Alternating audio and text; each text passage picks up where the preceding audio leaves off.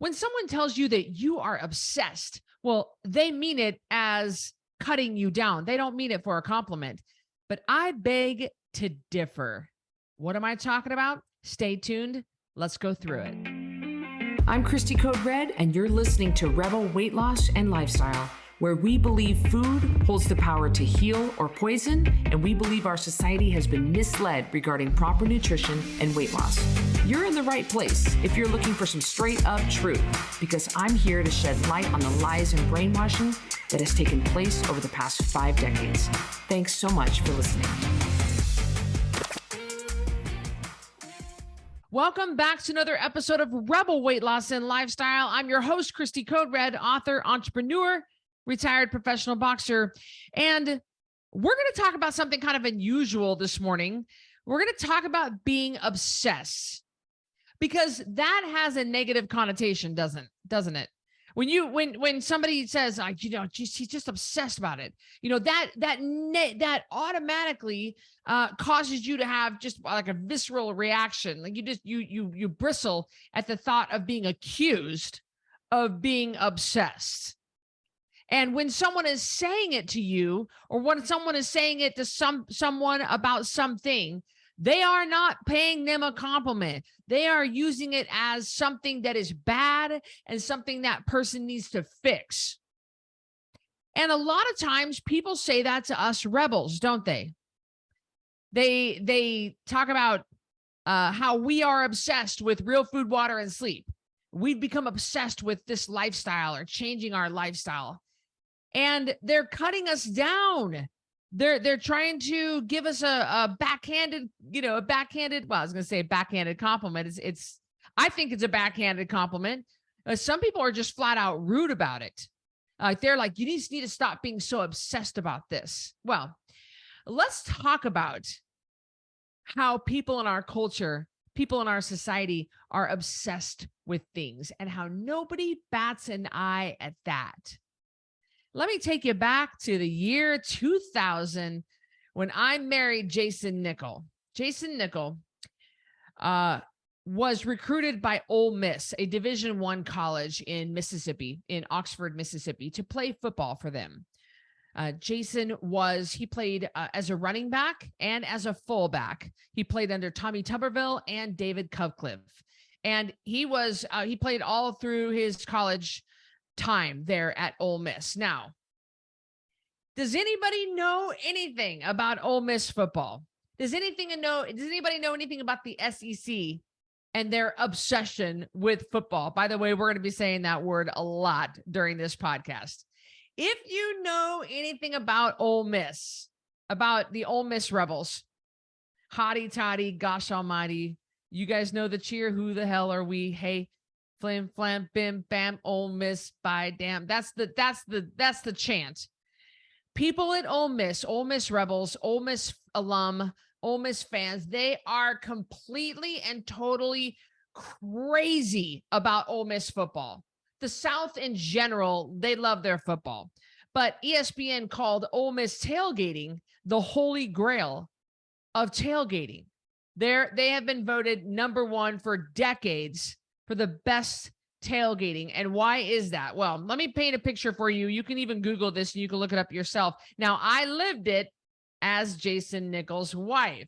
I married into this family with this crazy, insatiable obsession with Ole Miss football and tailgating and the games and everything that goes into it. Now, the Grove at Ole Miss is a 10-acre plaza in the middle of the campus filled with magnolia trees.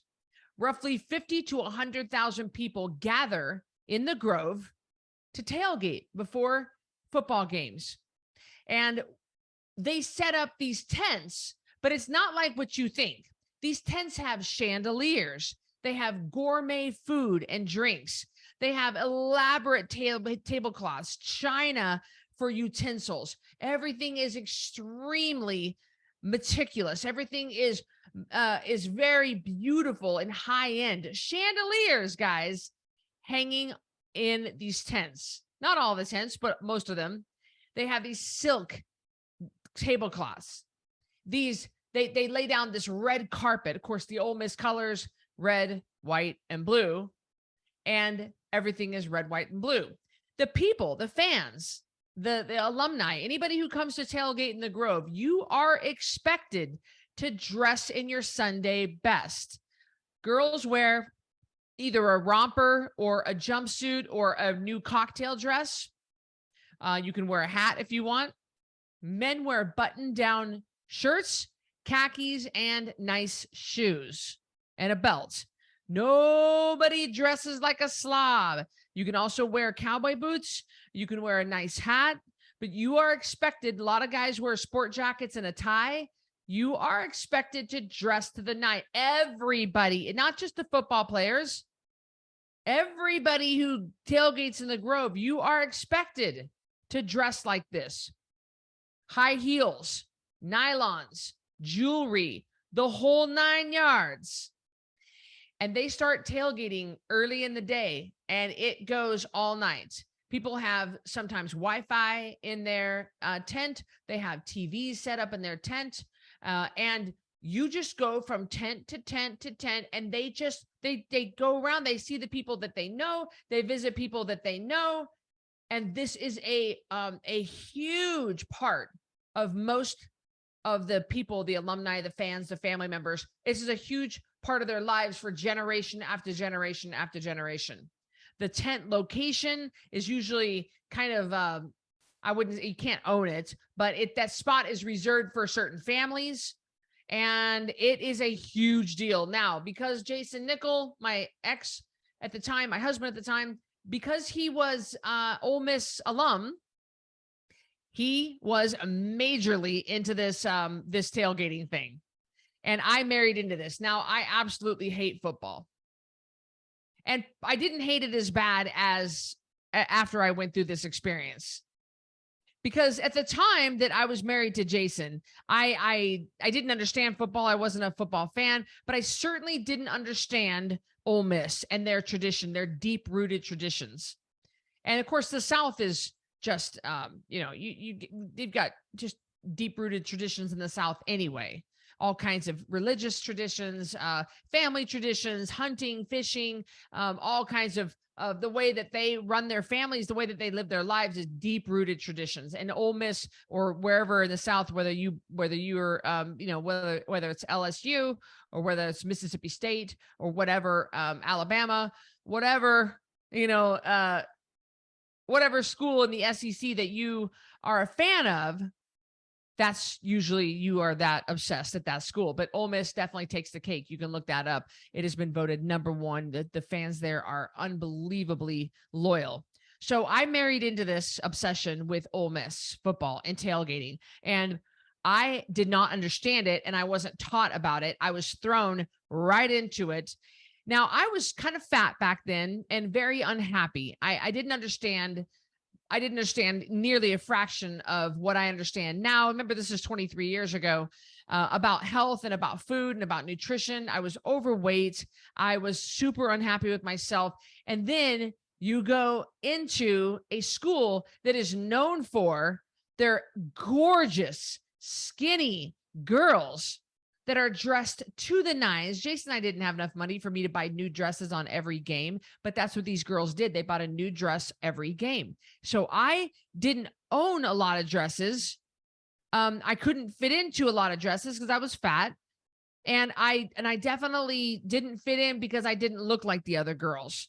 Every one of those girls looked the same. Every one of them looked the same. They all acted the same. It was like Stepford Wives. I mean, it was a very cookie cutter. The girls all looked the same. They acted the same. They walked the same. It was scary. And that was what was expected in the South. The Southerners are not, they are not open to new ideas. They are certainly not open to short hair or a girl like me walking through. They're not. Now I'm talking about 23 years ago. Maybe it's different now. Maybe they're more tolerant now. I don't know. But they did not welcome me with open arms. Let me tell you. And Jason Nickel was not proud of the fact that I did not fit in. He married me because I was a cool chick. But when it came to Ole Miss football, I think he wished he would have married a different girl, let me tell you. And later on, we stayed together 5 years, and then we weren't together anymore. And so I was thrown in. His whole family was into this, you guys. It was really a big deal. And so I had to go and walk through the Grove and be among all these gorgeous girls who was like, they would snub me and they were mean to me. And I did not fit in. I wasn't comfortable. I wasn't comfortable in my own skin. I wasn't comfortable with the fact that I was starting my boxing career. And I was definitely nobody. That is not what girls in the South did. They weren't professional fighters. And, a lot of girls came to Ole Miss to get their MRS degree, if you know what I mean. And I was not into that way of life. I was not into just getting married and having kids. I was starting out as a professional fighter, and I was in nursing school at the time. And I had big dreams for myself. I had big goals. I didn't want to fit in. And I was snubbed, and it was a horrible experience for me to go to do the Ole Miss football Grove tailgating thing. And it was year after year of complete and total misery. I dreaded Ole Miss football. I didn't want to go. And Jason Nickel would just absolutely harass me to get me to go. And I hated it. I didn't want to go. I would go and sleep in the car. They'd be all tailgating, and I didn't drink. And I would go sleep in the car, and just to get the time to pass away. So, I mean, here I am bartending at night and trying to wait tables and trying to make money. I was cocktail waitressing at a local casino down in Mississippi, and I'm going to school during the day, and I'm training to fight. And I was so tired. The last thing I want to do was freaking tailgate. It doesn't even no. Now I understand now, like right now, as I record this, the farmer's market is going on here down in the Boise Center farmer's market. And I walk down there and I make the rounds and I visit with people that I know, the vendors and different people that show up each week. So I'm much more open to the idea now. I just don't want to shove down my throat. It was definitely shoved down my throat before when I was married to Jason. And I was made fun of because I didn't understand it and I didn't participate. And they were disgusted with me for a lot of reasons. I didn't fit in. I was fat. I just didn't have hair like them. I didn't have a career like them. And it was very, very frustrating. So you want to talk about complete and total obsession. Jason Nickel would eat, sleep, and breathe Ole Miss football. He was also a huge fan of the Minnesota Vikings. He's been a fan his whole life. His dad was a fan. He grew up a fan. And that's all they talked about. I mean, they talked about football. It was just day and night and day. It was on TV. It was on the radio. It was in the newspapers. It was constantly. He was obsessed with football, namely Ole Miss football and the Minnesota Vikings. Loved him. He would put up the colors. I know people at Ole Miss would name their kids after different colonels or different war heroes in the Civil War. And we had a yellow lab named Dixie. I mean, can you get more bland? Can you get more what's the word I'm looking for? Ole Miss mainstream than naming your yellow lab, the dog of the South, the hunting dog of the South, Dixie. Like, oh my gosh. But we were up to our eyeballs in SEC football, and it was such a disgusting upset. And I hated it, but everybody accepted it. It's just how things were.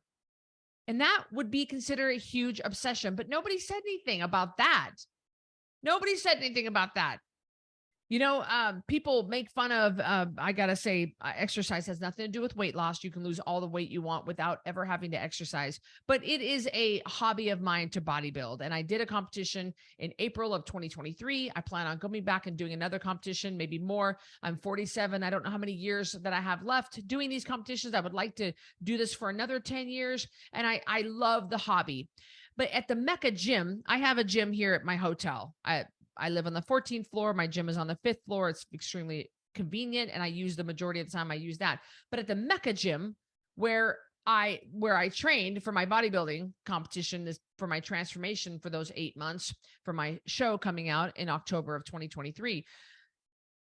It was amazing to be in that gym. That is a bodybuilding gym. I don't want to call it a bodybuilding Mecca because that sounds like I'm just repeating the name, but there's a reason why it's called the Mecca gym, because it's an incredible haven for meathead bodybuilders. Just It's incredible. And a lot of them are pro and a lot of them are competitors. And they take this so seriously. Let me tell you, they are obsessed and they get made fun of all the time for this way of life.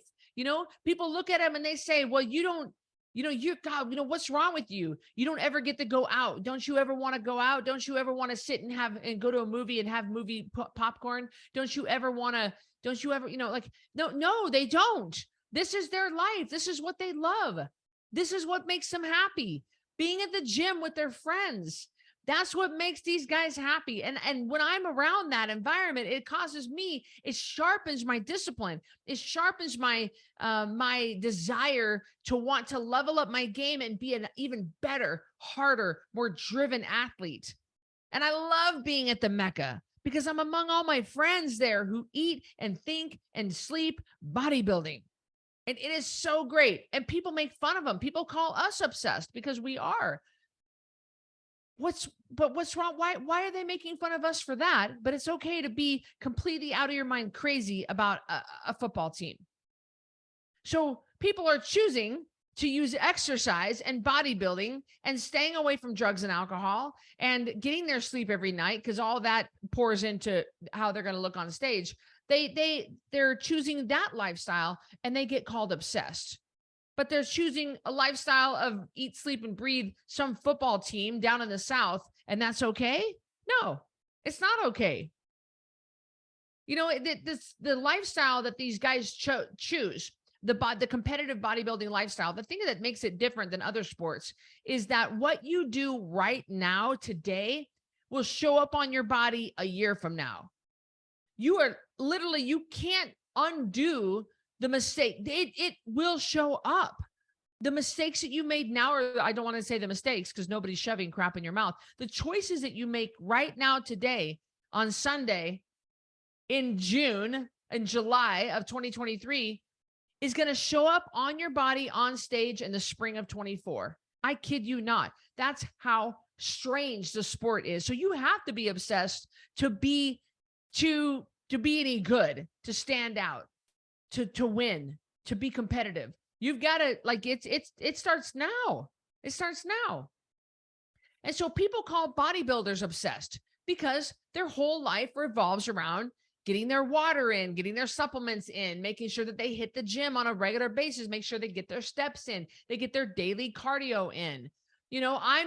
I had to be that for 8 months.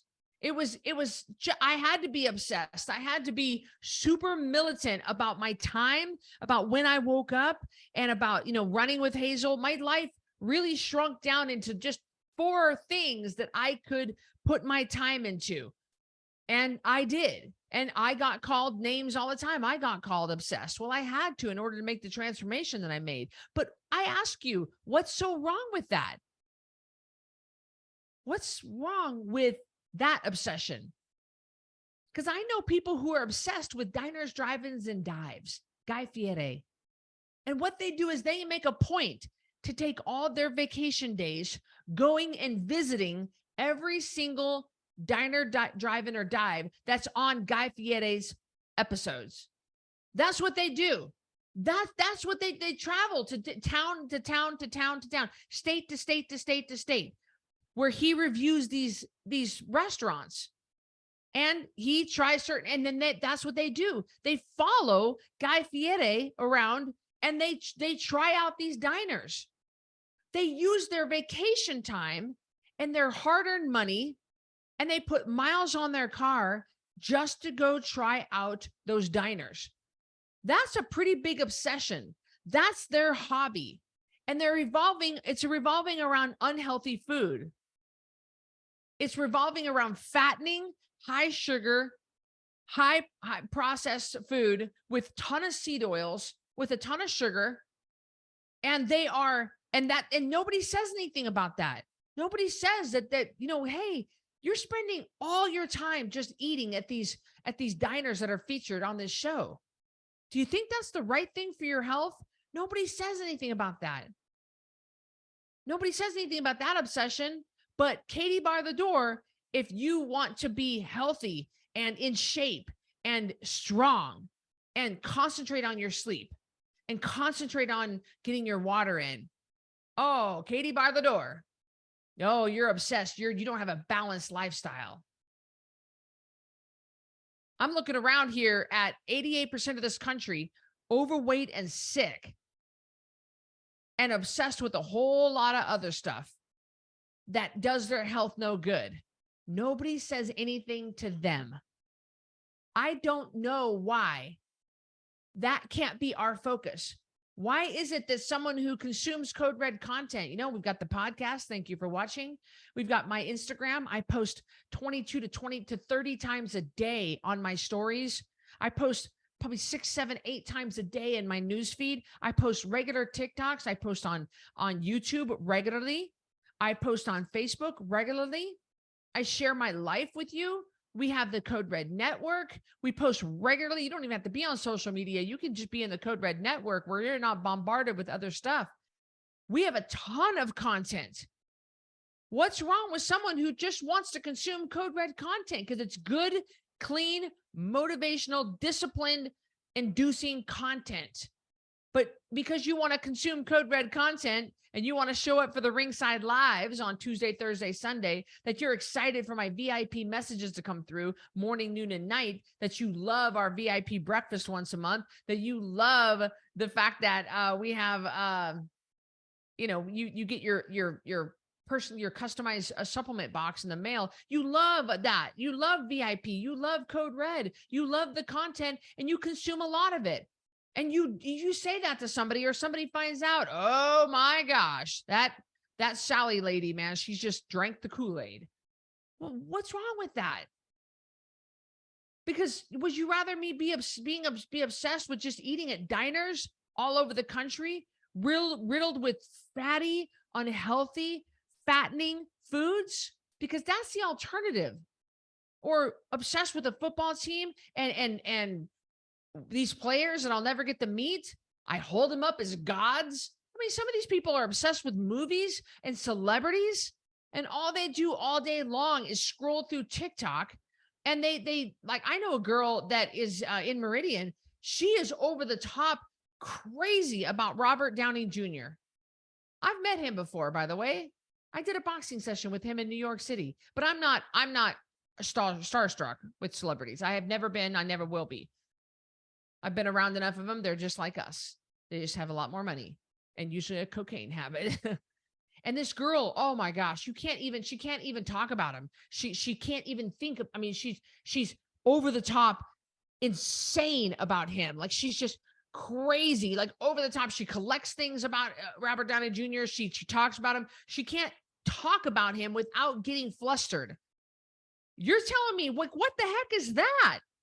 That's pretty obsessed, but what do we all do? We all just go, we laugh about it. We like, oh, we say her name. We go, oh, geez. Oh, that girl. But you become militant about turning your phone off at a certain time, putting your blue light blocking glasses on and falling asleep at a certain time, and people make fun of you. I just don't understand that. I don't see what's wrong with being obsessed with your health, about being committed to staying off of medication and committed to getting off your CPAP, committed to making sure that your arthritis, your rheumatoid arthritis, an autoimmune that flares up when you eat crap, carbs, and sugar, you want to make sure you keep that at bay. You know what? I'm not, thank you. I'm not going to eat that because, it just does a number on my rheumatoid arthritis. Thank you, though. Appreciate the offer, Sally. Oh my gosh. What's wrong with that? You want to stay pain-free. You want to have energy. You want to be able to pick up your grandkids and get up off the floor and garden. So now you're getting made fun of by your friends because that's become your focus.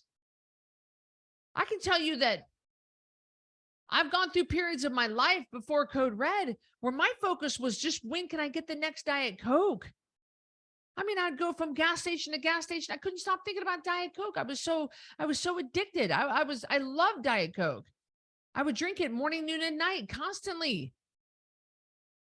Nobody said anything to me about that. But, now, you become a Code Red rebel and you wear the stuff and you support the brand and you believe food holds the power to heal or poison. You know the Code Red mission statement. We believe food holds the power to heal or poison. We choose foods that heal.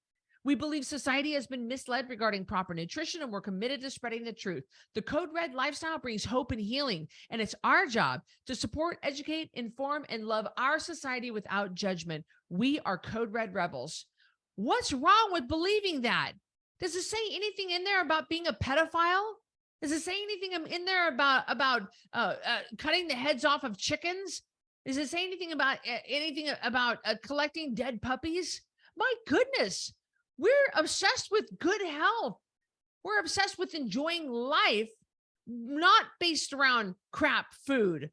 We're obsessed about using non-food items as a reward instead of having this unhealthy relationship with food that got us in trouble in the first place. We eat 2 meals a day, spaced at least 5 hours apart. We believe in letting our hormones just return to baseline and take a hot minute to relax, and letting our body reset itself. But we get made fun of for that because we don't eat hungry man TV dinners and Pop-Tarts, and we don't go through the drive-through 3 times a day. We're the crazy ones? Really? I think you can see where I'm going with this. What's wrong with being obsessed?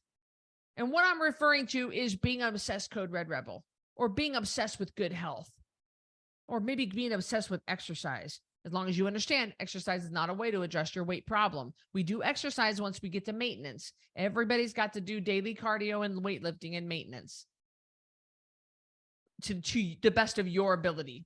You don't have to do it like me. You just have to do it. You have to be working towards better. You have to be working towards better. What's wrong with that? Because I'd rather be on this side of things. I'd rather make sure that I protect my bedroom boundaries and my sleep to make sure that I get up on time in the morning to start my routine. You know, we've got people that are workaholics. You guys remember Joe Cross from Fat, Sick, and Nearly Dead? Joe was morbidly obese. He had urticaria. Urticaria. Am I saying that right? It's that it's that bacterial infection, or that I'm trying to think of that, what it is. I should have looked that up. Anyway, he was on loads of steroids and medication for this urticaria or something. I'm trying to think of what. Anyway, it causes rash on your skin. It's terrible. And he had money and boats and private jets and women. He had all kinds of things that society would view as successful, but he didn't have his health. In fact, he was on a fast track to an early death. And he took his life back. You know, I don't agree with the way he did it, but he did it. He healed his life. He healed his body. He became obsessed with his health. And yet it's so acceptable in our society to become obsessed with money and fame and online presence and a following. But Katie bar the door. If you go to bed at 8 p.m. and wake up at 4, people laugh at you. Not let them laugh at me. I got no problem with people laughing at me. I stand my ground when it comes to my sleep, and I always will. Keep laughing at me. Yeah, I get it. What if you find a husband someday who doesn't do that? Well, then that's what I'm not even worried about that. That's not worth me spending my energy on. I'm not worried about that. I have my boundaries. He'll have his boundaries. I'm if it's the right person for me, we'll work it out. I'm not worried about it. My life is consisting of exactly what makes me happy every second of every day. Everything else I cut out of my life. It's me. It's Hazel. It's a few of my family members that don't drag me down. The other family members I do not associate with. It's my company. It's my exercise routine. There are my gym friends, the ones that I really like, that build me up, that vibrate at my frequency. Business conferences or business people that I love to be around, that help my creative juices and that cause me to want to level up my game, like my friend Marley.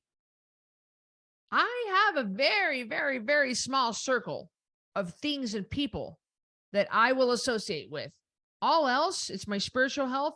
All else, no, I don't make time for it. I don't think about it. I don't do it. I don't make time for it. I don't care what.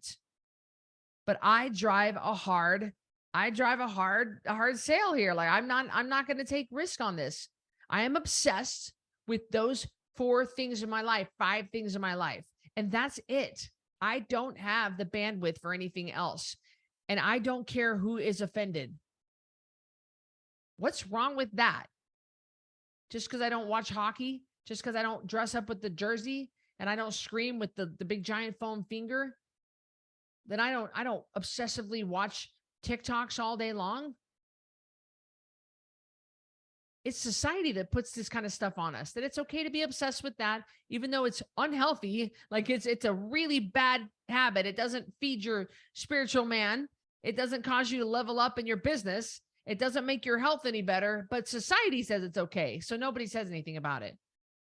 But my goodness, find out about the gallon of water you're drinking a day and you get naysayers and haters coming out telling you how wrong you are. I think that is complete and total bullcrap. I will push back against it. Nobody intimidates me when it comes to my 5 things that are my 5 non-negotiables. Nobody. And I don't, for 1 second, I don't give in to other people's pressure. I don't. So I want you to take a page from my book and look at my confidence and look at my militant stance on this and think about adopting that for yourself. Ain't nobody coming for you but you. It's you and you. I mean, it's certainly just me and Hazel. I don't have anybody else coming for me. I'm in charge of my own happiness. I'm in charge of my own success. And I'm going to look out for me. I'm going to continue to progress forward. I'm going to continue to drive hard. I'm going to continue to work on my goals. I am obsessed with those 5 things in my life. And that is not going to change. Those 5 things might shift a little bit as I age and as I go through life. You know, eventually, Hazel, you know, we outlive our dogs. You know, things are going to shift a little bit, but fundamentally, no. I know what I'm put on this earth to do, and I know what makes me happy, and I know what doesn't make me happy, and I am militant about these things. And yes, I'm obsessed with that. Just because I'm not obsessed with Ole Miss football doesn't mean that, you know, that just because that's acceptable, that society accepts the fans, the fact that there are 100,000 people show up to the Grove, a 10-acre spot to drink and eat and party and dress up. Just because I don't want to participate in that, and I would rather participate in going to bed early, there's nothing wrong with that. And I encourage you to stand up for yourself, figure out the 5 things that you want to be obsessed with, and hone your energy to those 5 things. There's nothing wrong with being obsessed with your health. You almost have to be in order to keep your weight off and keep yourself off of medication and keep yourself free of cancer and disease. You're recommitting every single day to this lifestyle. You're recommitting every single day to your health. And I don't see where there's anything wrong with that. I hope you enjoyed this episode of Rebel Weight Loss and Lifestyle, and I'll see you on the next one, guys. Thank you. Thank you so much for listening to Rebel Weight Loss and Lifestyle. If you are looking for some hardcore accountability to get and keep this weight off, look no further, because I've got VIP Connection. This is the ultimate connection to me, just short of me sleeping on your couch. You're going to get 3 daily messages from me in real time directly to you. You're going to submit your weight every Friday. We're going to go over it in a weekly meeting on Sunday nights, and I'm going to give you feedback. You'll have access to a monthly VIP breakfast with me in Boise, a monthly VIP supplement box, access to any workshop, any PDF promo that I hold for that month. You'll have access to the Ringside membership. And best of all, you'll have a fully customized nutrition program written just for you. We're talking about over $3,000 total value for $397 a month, and you can cancel anytime. Go to coderedlifestyle.com/VIP to check that out.